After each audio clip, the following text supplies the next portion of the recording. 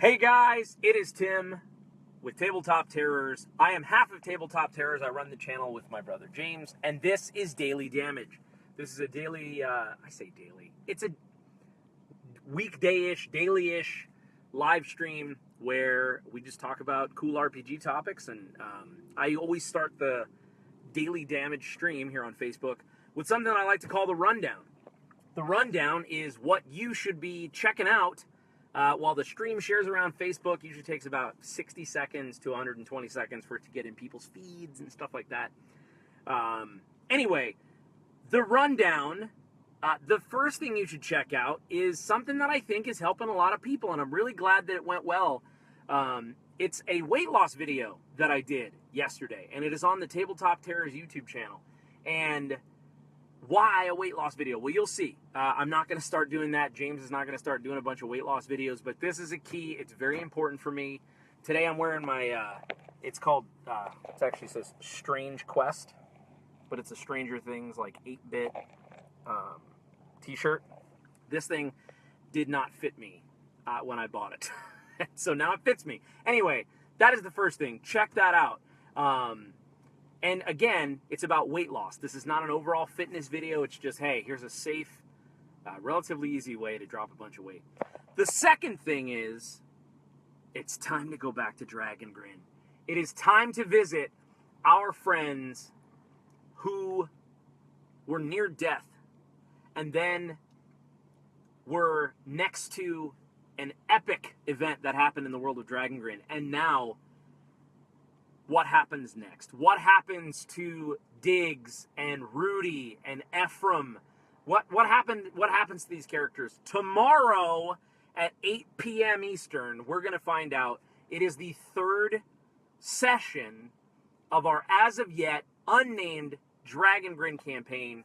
That is tomorrow at 8 p.m. Eastern. I hope you join us. I hope you tune in. I think it's going to be a blast.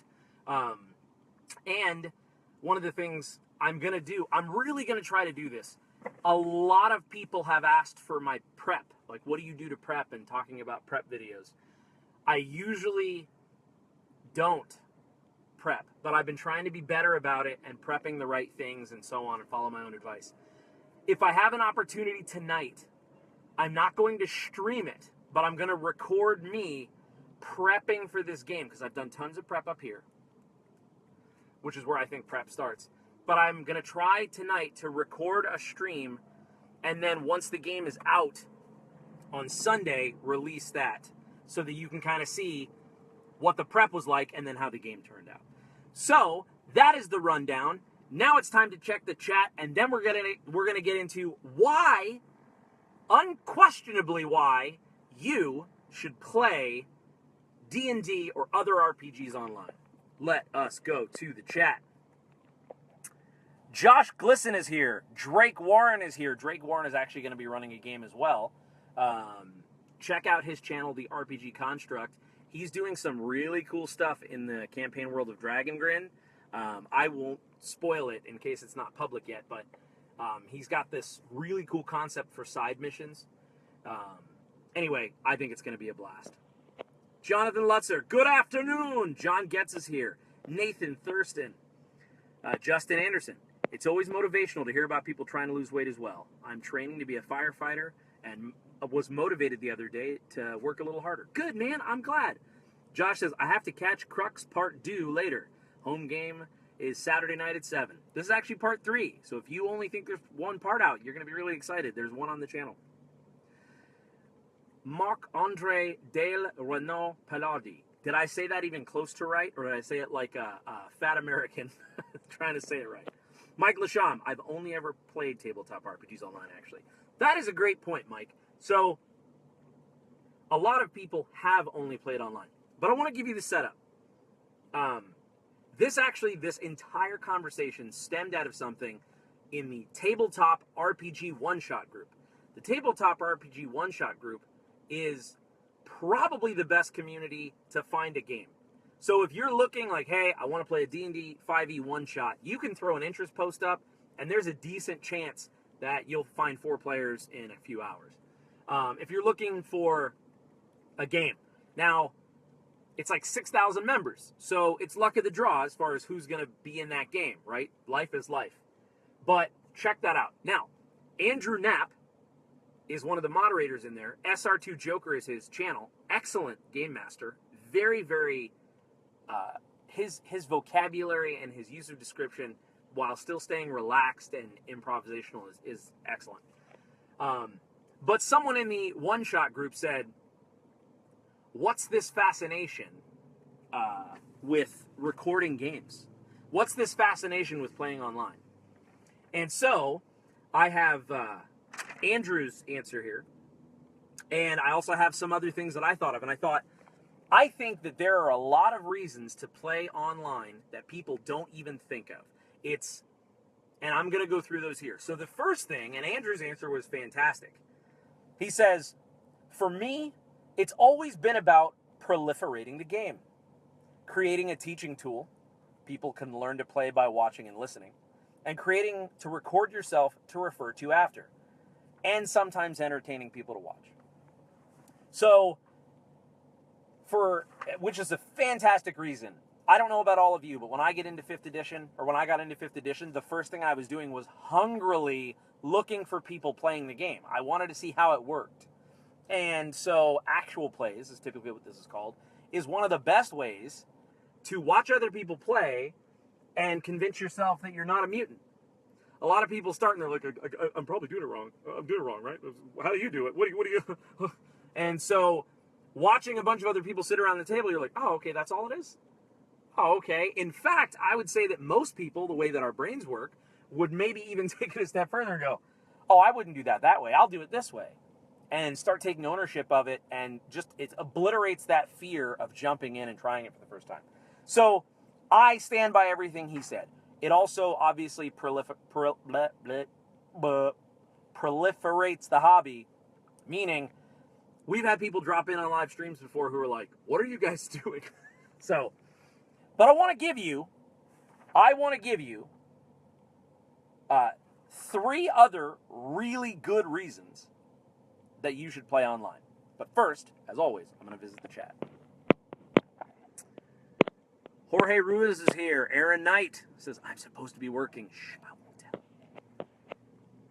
Oh, wow, I did it right.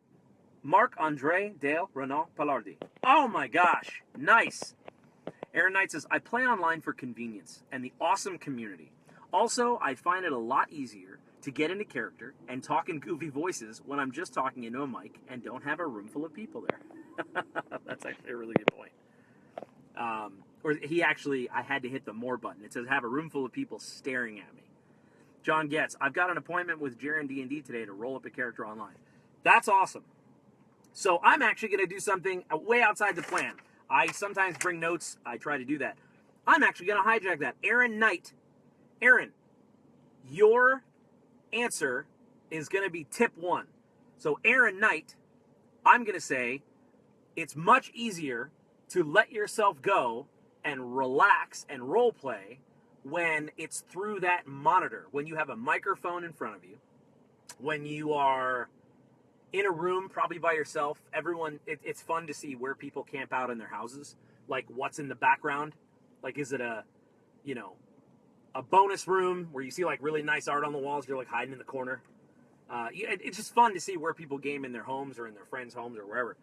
But yeah, that's totally, and you know what? That's exactly right, because I really don't get embarrassed by much. It's difficult to, I'm not shy, obviously, but I probably wouldn't role play the way that I do in front of my wife, or if I knew my wife could hear me, which sounds silly, and she wouldn't care. But I'd just be like, oh, no, babe, come on. That's dumb, huh?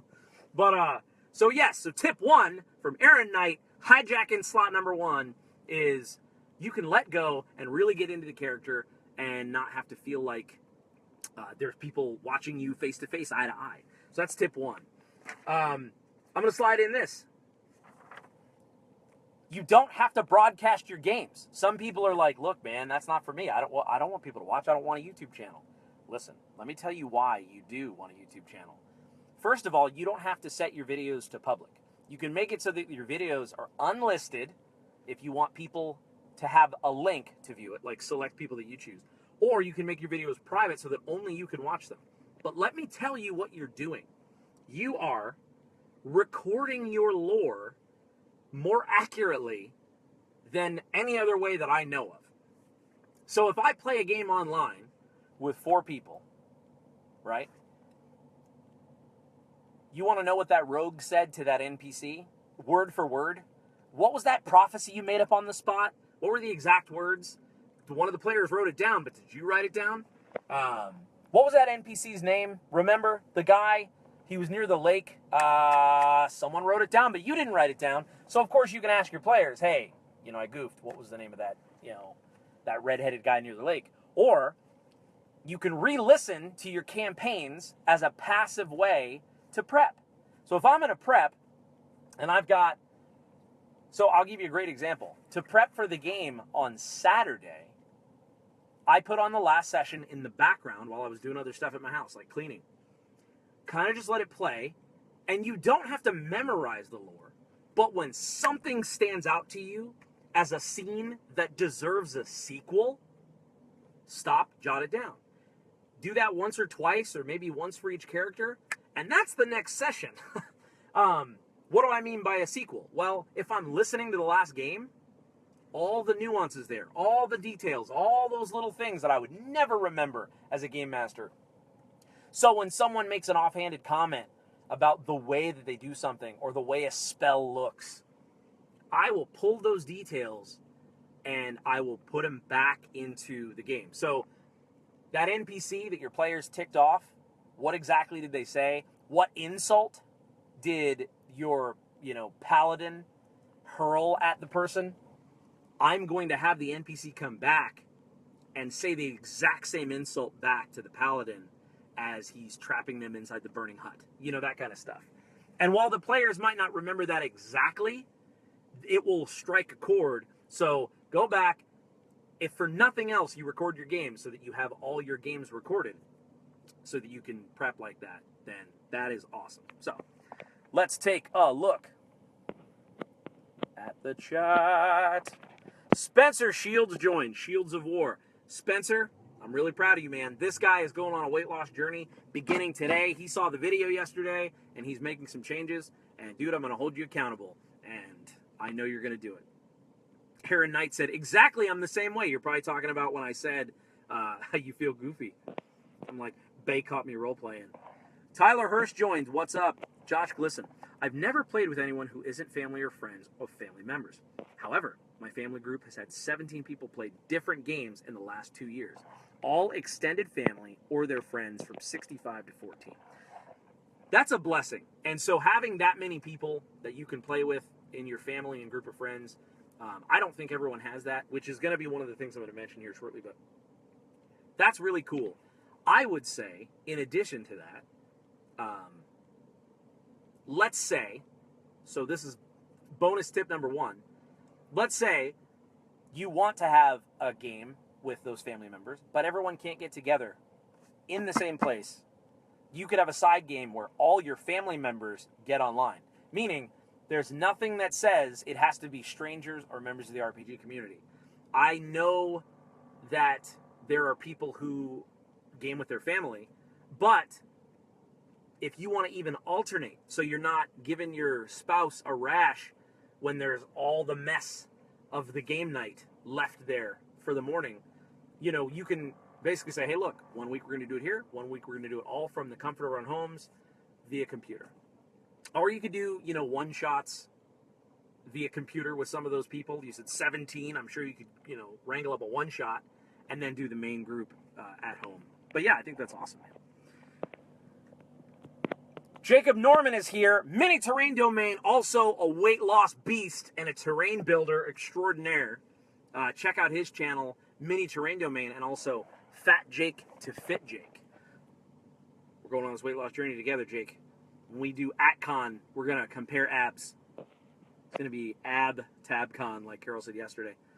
Nicholas says, this Ab-Tab challenge is such a great way to make everyone play too. It was such a great idea. The Ab-Tab challenge is in our Facebook group, the Absolute Tabletop official Facebook group online. We are actually challenging each other to play with people we've never gamed with or have, with mostly new people. So it doesn't have to be all new people, but as many people as you can. So we're spreading the idea that don't get into a gamer clique, experience different people and gamer types. I love it. So this is what I want to talk about. So tip number, so we talked about Andrew's tip was number 1. Then Aaron's tip was number 2. I'm going to lose count. This is just a bunch of good tips for playing online and the reasons why you should. The title card of this video is probably going to say something like 3 tips or 4 tips. But you know what? It'll be great. It'll be great. Oh, here's the other thing. So, okay.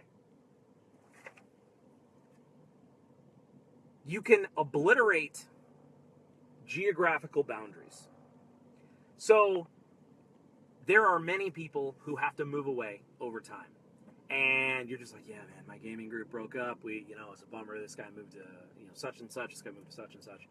I play in an online game called The Provokers. And The Provokers is on a Fistful of Dice's YouTube channel.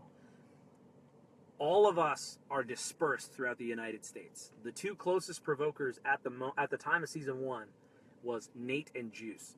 Now, I think the 2 closest Provokers would be Matt and Barker. One's in New Mexico, one's in Seattle. Mike Lasham is in Canada, and I'm in Florida. This gaming group would be impossible without playing online. Now, quick stinger here. In the comments below, I'm going to put 2 things. I'm going to put 2 links by the time I post this to YouTube. One link is going to be a video that James and I did of how you can get started with tech. What's the basic tech that you need to get started with an online game? That is going to be the first video. The second video I'm going to put in the chat, in the comments, is Matt Click's video from A Fistful of Dice. Did a very simple video on how to set up a YouTube on-air Google Hangout that's recorded. So, quick side journey. If you have a Gmail account, you also have a YouTube account. You just need to claim it and activate it. Again, I'm not talking about a YouTube account where you plan on making 100 videos, but I'm saying that your Gmail is linked to a YouTube account. It is very easy to claim that. Essentially, when you go to YouTube logged in, it's like, do you want to use YouTube as, TimmyBoy99@gmail.com? And I say, yes, I do. And I click it, and it says, great. And now that's my channel. And through that channel, even if I have 0 subscribers and no one goes to the channel ever, there's a left-hand side bar, and this is where Matt's video will come into play. So you do not have to be a content creator to use this. You do not have to have any subscribers. But if you have a Gmail account, you have a YouTube account, and this is the way that I'm talking about. You can set your videos to private, which means no one can watch them but you, or you can set your videos to unlisted, which means only people with a link can view those videos, which is great for sharing with your players. So, back to the geographical boundaries. I'm going to lump this in with playing online is something that reinvigorated RPGs for me, because the pool of people that I have available to play with me locally is not the same quality of people. Now hear me out. It's not the same quality of people in the same amount of density that I can find in an online community where everyone plays online. Are there people who are great role players here in Central Florida? Are there people who are the same play style as me? Absolutely. But where am I going to find them? There are some groups online, Reddit's looking for group and different things like that, but there is a prolific amount. There is a density of online role players in RPG communities that I can say, hey, this guy seems like he's cool online. I want to play with him or her. This girl seems like they're cool. I want to play with them. So I'm not limited by the geographic boundaries to say, well, I hope I find people with my same play style, and I hope I find people who have similar role-playing goals and things like that. So you're able to find players who love the way that you play and you love the way they play.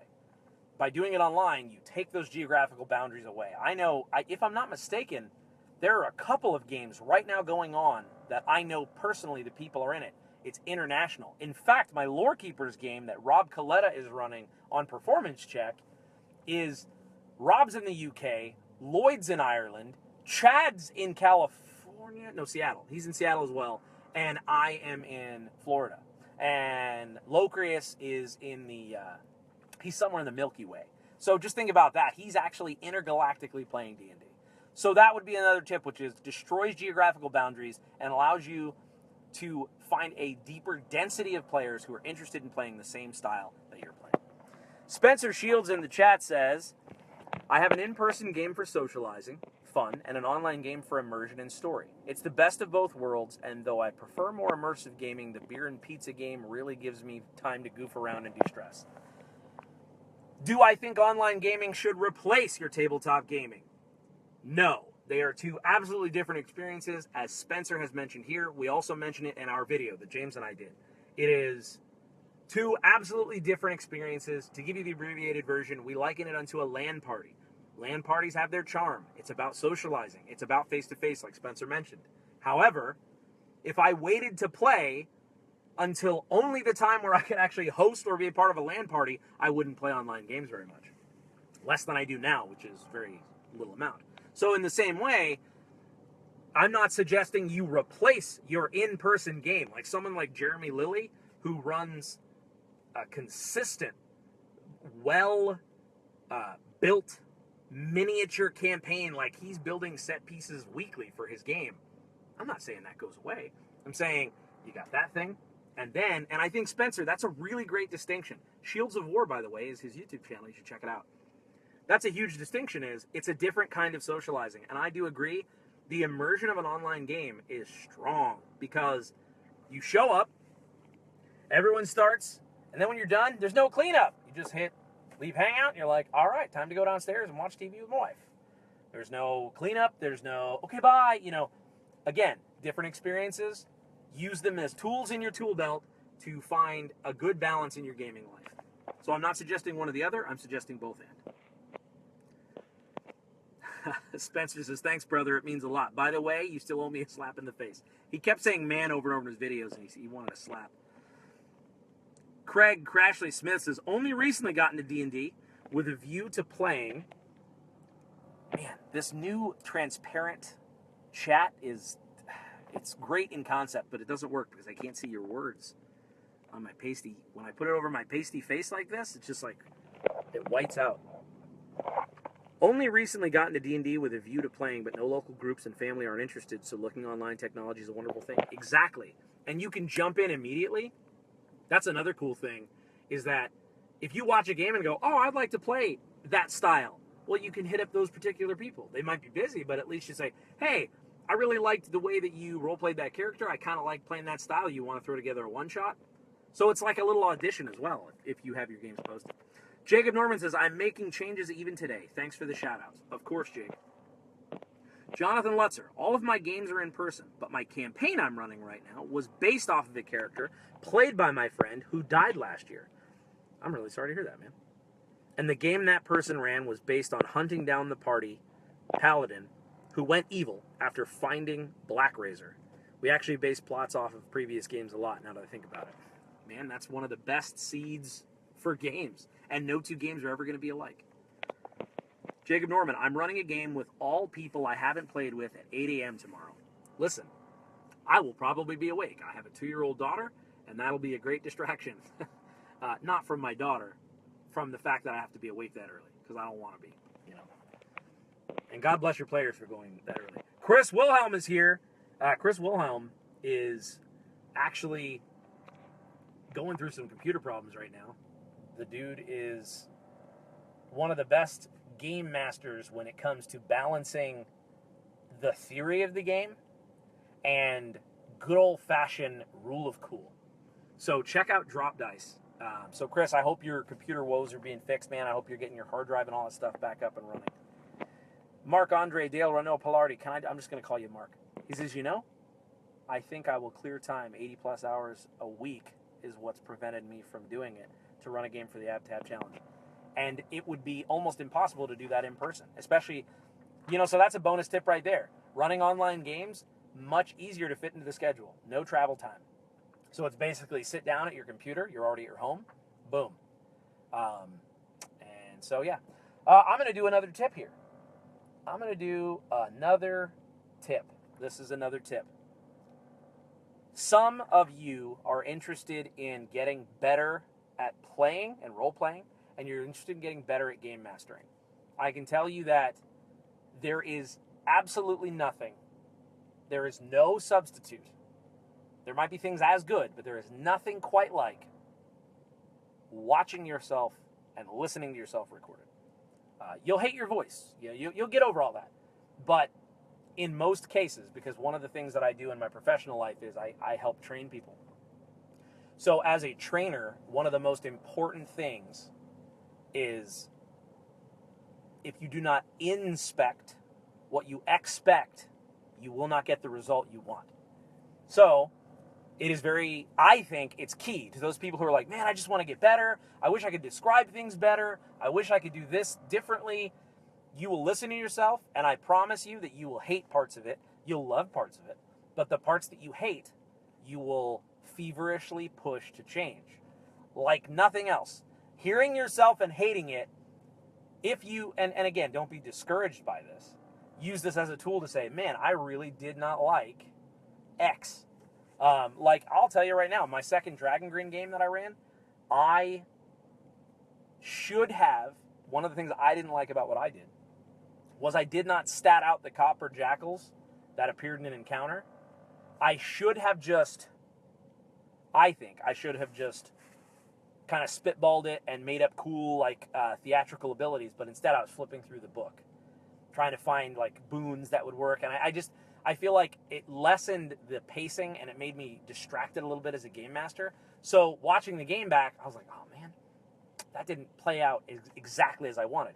Now, if other people watch that, they might enjoy it and never notice that, but you watching yourself is one of the best and quickest ways to improve. So that would be another tip, is if you want to improve as a player or a game master, boom. That is, and it can be painful, but very rewarding. Let's see here. Nathaniel is here. Really valuable playtester, Nathaniel. Thank you for all your work on that naval playtest we're running. BJ Hall says, hey, Tim, I play at home with friends when life doesn't get in the way. However, on Roll20, my experience has been positive, and even though the last crop I had disbanded due to life stuff, it was easy to just post and find another. Having my first session 0 tonight, and boy, am I pumped. All you need to know is your time zone and online gaming is a cinch, because most gaming folks like to be overall chill and interested in participating. That's actually really great. I'm glad for you. Good luck with your session 0. I hope it goes well. And that's actually a really good point, too, which is if you have an in-person game and somebody cancels, I can't imagine replacing that person with an accuracy rate of higher than 10 or 12%. I just can't imagine a world where there is a success rate higher than about 10% of finding a stand-in at the last minute. But in the online community, if you're like, hey, I just had somebody bail, is there anybody around?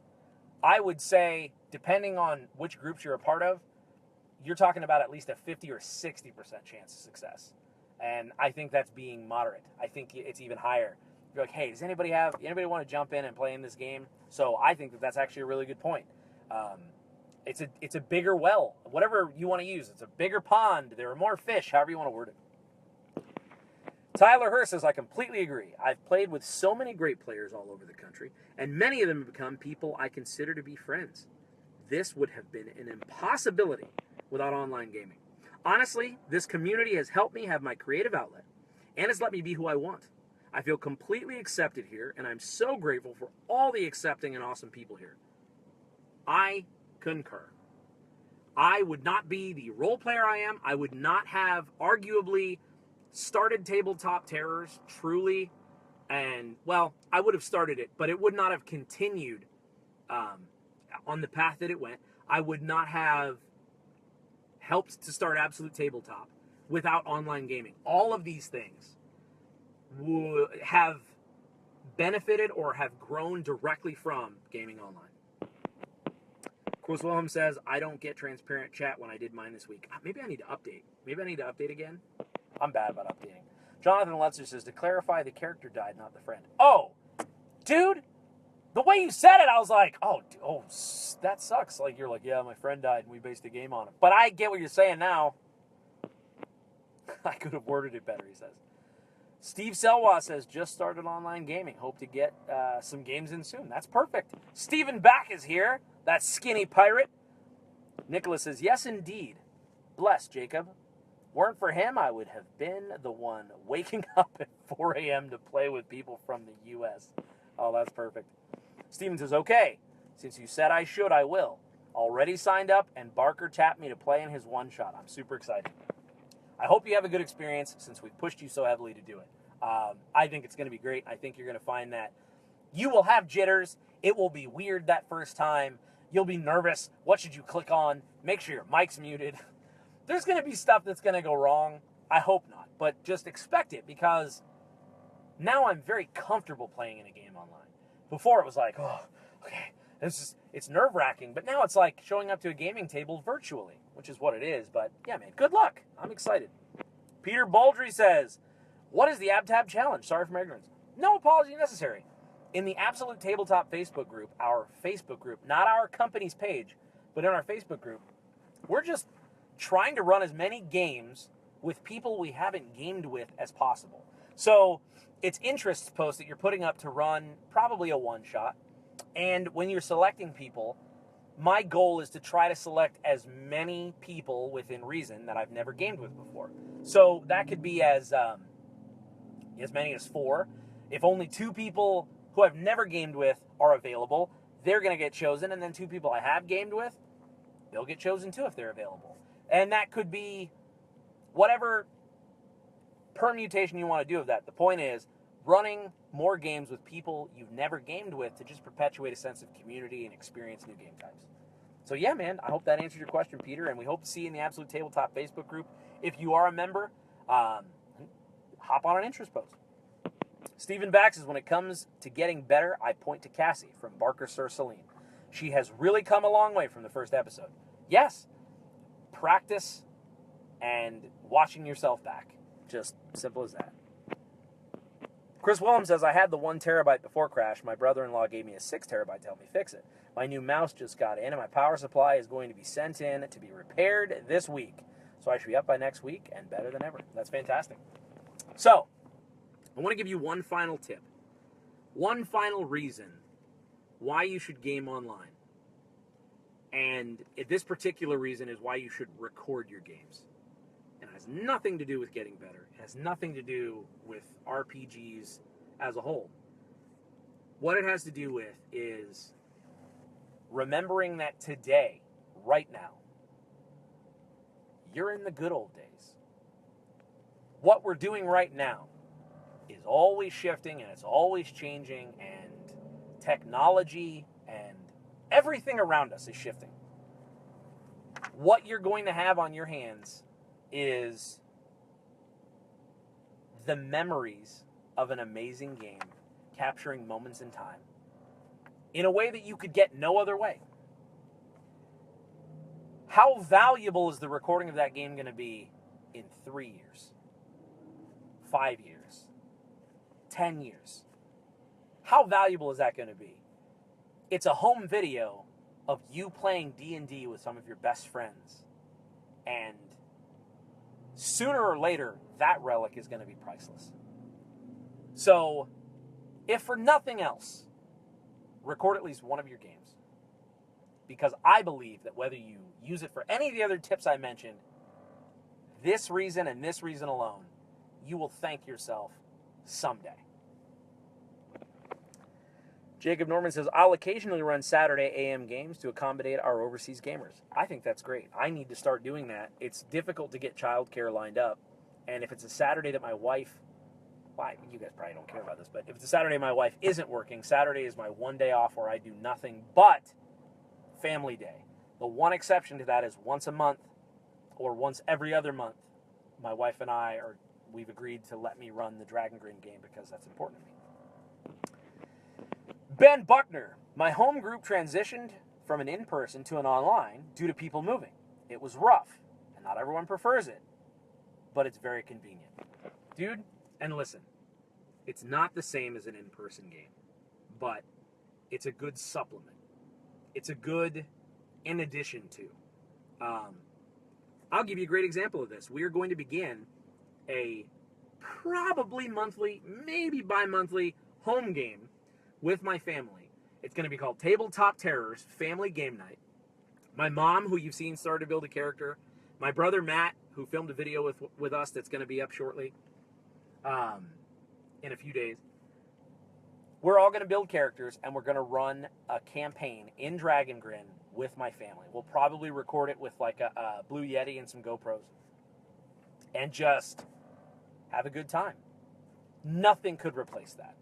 Playing with my family online would not be the same.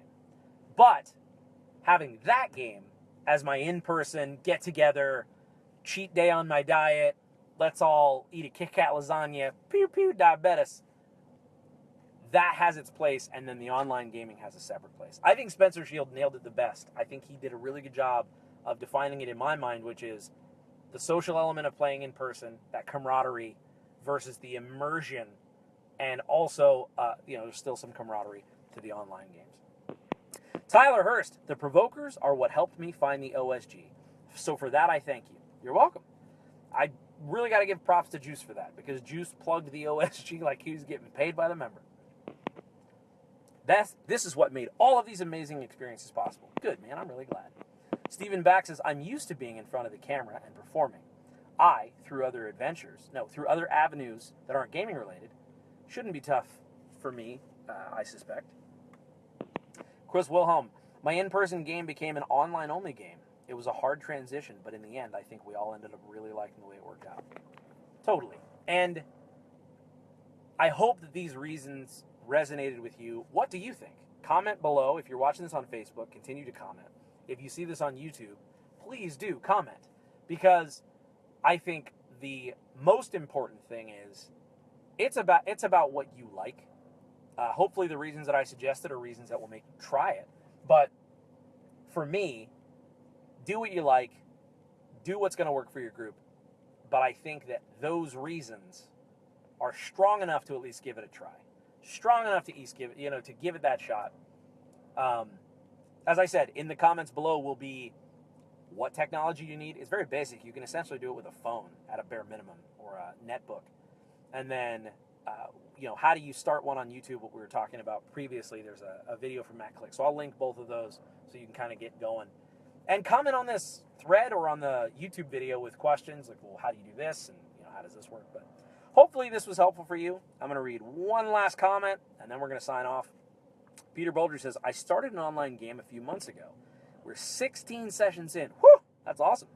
Started with complete strangers. Best thing I ever did for my gaming experience. There you go. And I'm going to pull a huge carny here. Woo! I just said, I'm going to just one more comment. Suckers. I'm going to give you a word of warning. This is all positive stuff, and this is all great, but I'm going to give you a word of warning. And this reminded me, because Peter, I love your story. And what made me think of it was the 16 sessions. I'm curious to know, put a pin in my warning, I'm curious to know how you found your players, because this is going to be my warning to everybody. Before you jump in and say, let's do a campaign, which is essentially like D&D marriage, or going steady, really. Try a one-shot with people, because you might be unpleasantly surprised with their gaming style or how it goes. This happened to me once. I got involved with a game, and it was not what I thought was advertised. And it wasn't my play style. It was, I'm really glad it wasn't a campaign, because I thought, wow, that would have been, I probably would have had to ask, like, hey, this isn't my play style. This is not what I was signed up for. I have something in my teeth. Anyway, my point is, try a one-shot. Try a one-off game, because many times that's where campaigns grow out of online. That's the Provokers, the game that I'm involved in, started out as a one-shot. And the group just had such great chemistry, we were like, we got to keep this going. So don't get yourself into a campaign before you've played with these players, because then you're kind of stuck, and that can get really awkward. And it would also not look great to the online community if you put up an interest post for a campaign, and then 2 weeks later you're like, hey, you want to do another campaign? Those people weren't great. So try some one-shots, watch footage of people that you are around the community, And just be open with people. If you feel like you're in a group with people who has gaming styles that don't align with yours, no harm, no foul. Hey, this game wasn't exactly what I was in for. No hard feelings, but I'm going to drop out. It's better that than doing the not showing up and being elusive and not checking your Facebook messages so your little face appears. Like, don't be that person. So, anyway, I hope that you've enjoyed this. I hope that you have gotten something out of it. Thank you for hanging out with me today. I love you all. Keep it up. Tomorrow, Dragon Grin Crux, Session 3 at 8 p.m. Eastern. We're going to see what happens to these characters. But I'm very, very excited. Hey, guys, until next time, may your dice roll high. I also keep missing the finish button. So I'm like, is it off? Is it off yet? Am I gone?